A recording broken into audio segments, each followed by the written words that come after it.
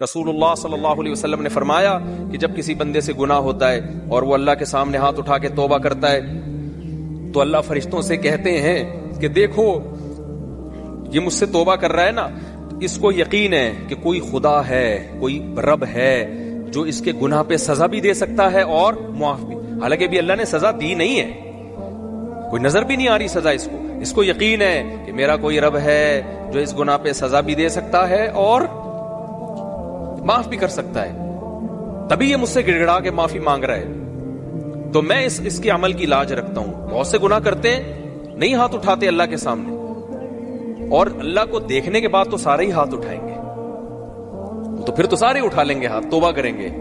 اللہ کہہ رہے دیکھا نہیں ہے اس نے، میری آیات پر ایمان لایا ہے، میری نشانیاں دیکھ کر، میرے پیغمبروں کی دعوت پر لبیک کہا ہے، تو اس عمل کی لاج رکھ کے میں اس کی توبہ کو قبول کروں گا۔ حدیث میں آتا ہے پھر وہ دوبارہ گناہ کرتا ہے، پھر دوبارہ اللہ کے سامنے آ کے معافی مانگتا ہے۔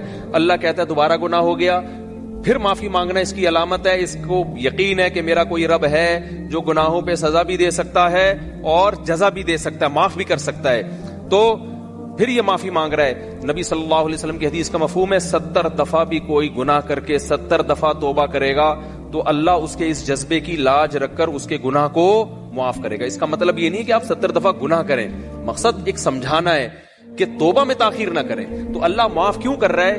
اس کے اس توحید والے نظریے کی بیس پر کہ اس کو پتا ہے کہ مجھے گناہ معاف کروانے کے لیے میرے پاس اللہ کے سوا کوئی آپشن نہیں ہے۔